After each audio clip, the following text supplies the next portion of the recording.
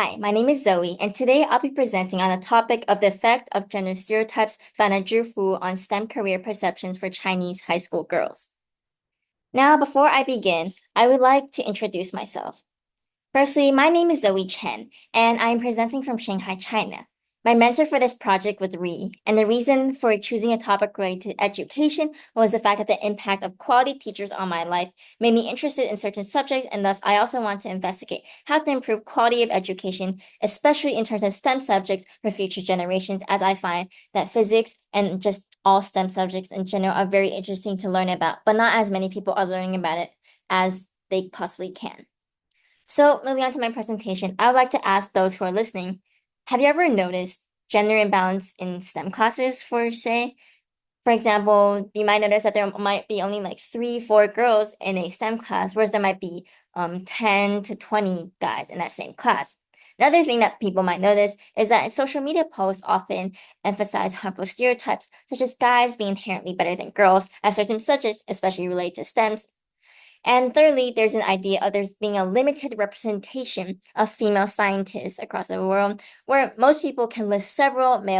prominent male scientists off of their head, but not as many can list as many female scientists. And this leads to the problem that I would like to talk to. First, in general, gender inequality in itself is a large problem in STEM. Only 1.8%, for example, only 1.8% of Nobel laureates in physics are women. And this shows a very prominent problem as not many people are able to envision themselves in physics if there's not as many examples of what it's like to be successful in physics.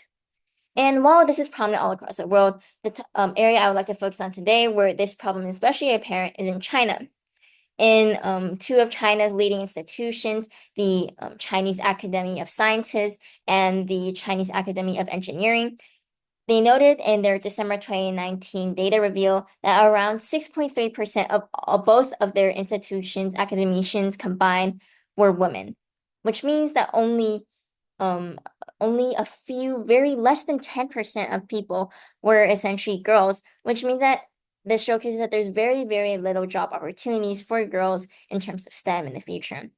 And why is this such a prominent problem in China per se? This is due to the idea of their society being rooted in Confucianism. Confucianism, as developed by Confucius, that essentially follows the idea of filial piety. Filial piety essentially follows the values of being obedient and devoted and caring towards one's parents and elderly family members under the basis that they follow individual moral conduct and social harmony. And under the overall Confucian belief, upholding the natural order was what maintained peace and harmony in society, and this was done by respecting filial piety. And to fulfill filial piety, this often meant people had to follow the yin-yang gender roles, where women were focused on the internal aspects of the family, such as doing household chores or taking care of kids, whereas the males and the men in the family focused on the external aspects of the family, such as earning money for the family.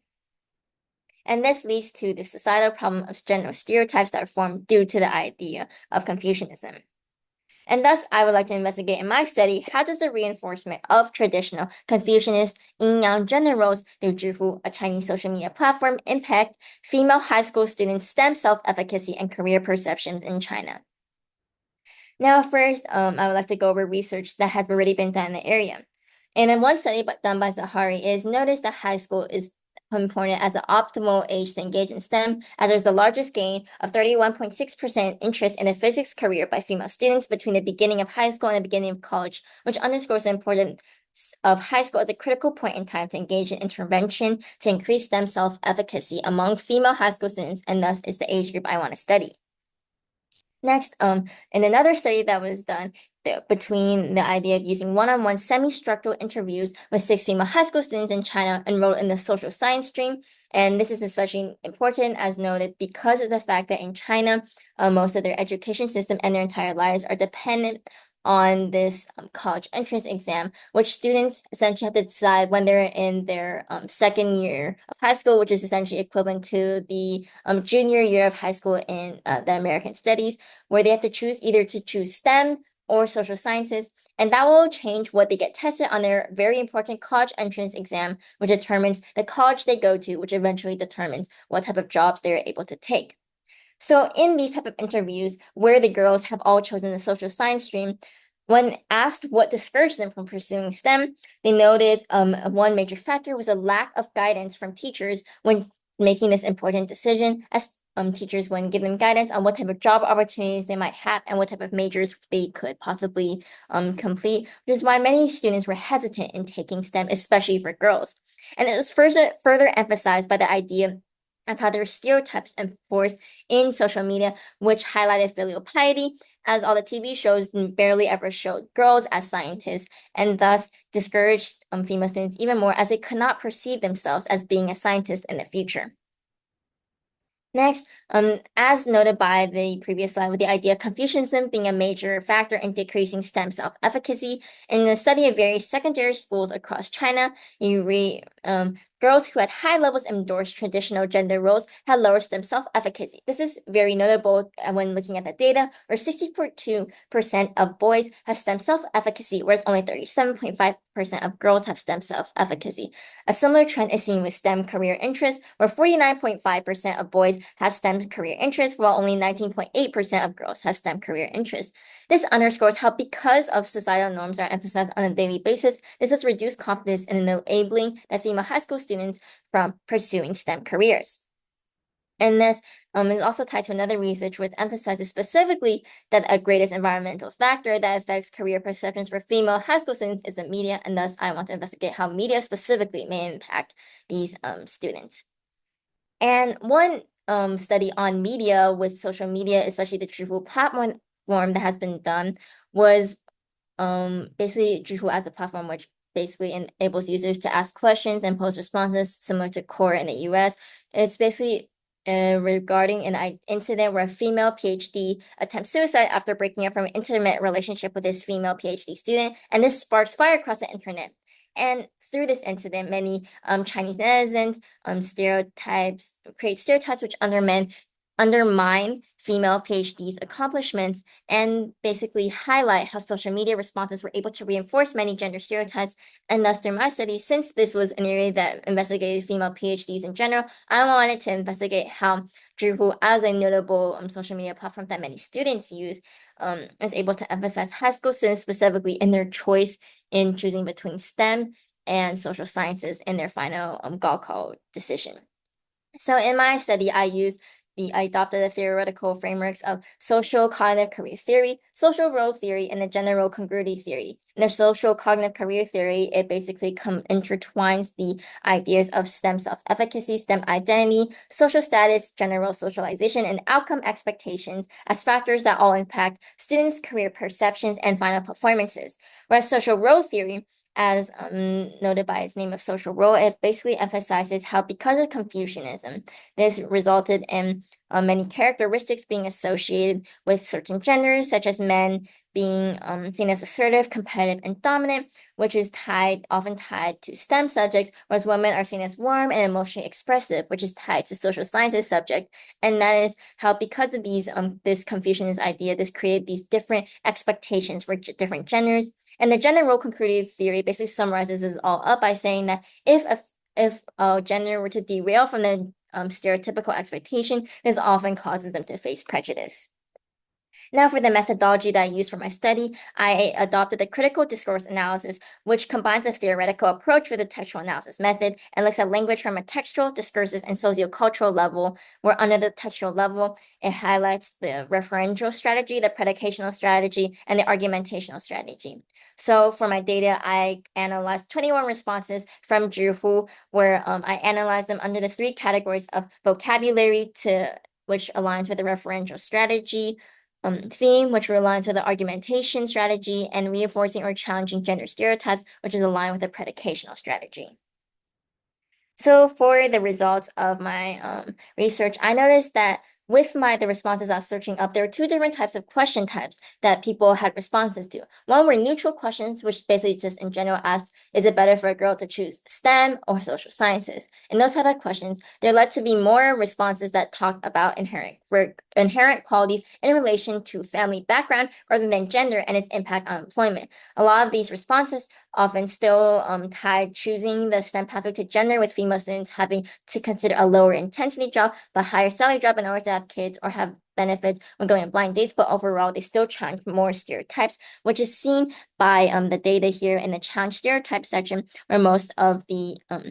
terms used had very minimal relation to gender specifically. On the other hand, for negative questions, which had topics such as were girls inherently just dumber or just less qualified as male students in choosing STEM, these often led to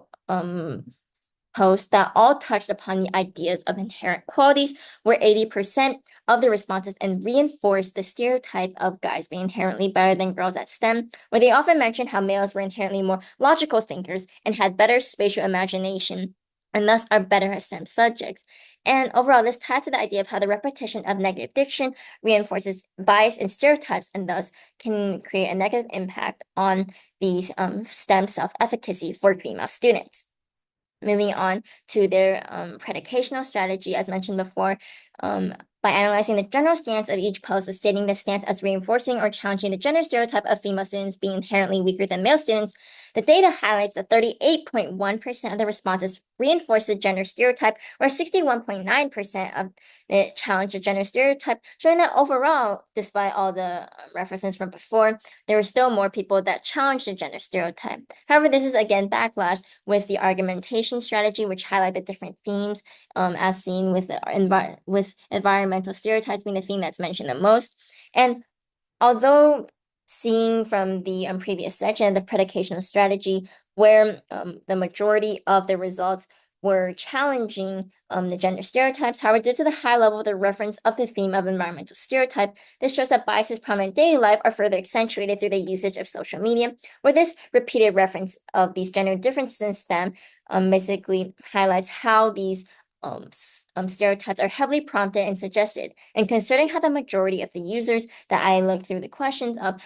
who proposed the questions have backgrounds that highlight the users as high school students, this showcases how high school students are often engaged with these gender stereotypes and further reinforces the stereotypes that students hear in a school background and have to make students hesitant to choose STEM, since they are shown in every single direction that these stereotypes are what people believe in and makes them hesitant, thus, to choose STEM. Thus, in conclusion, under the three theories, the social cognitive career theory, the social role theory, and the gender role congruity theory, overall,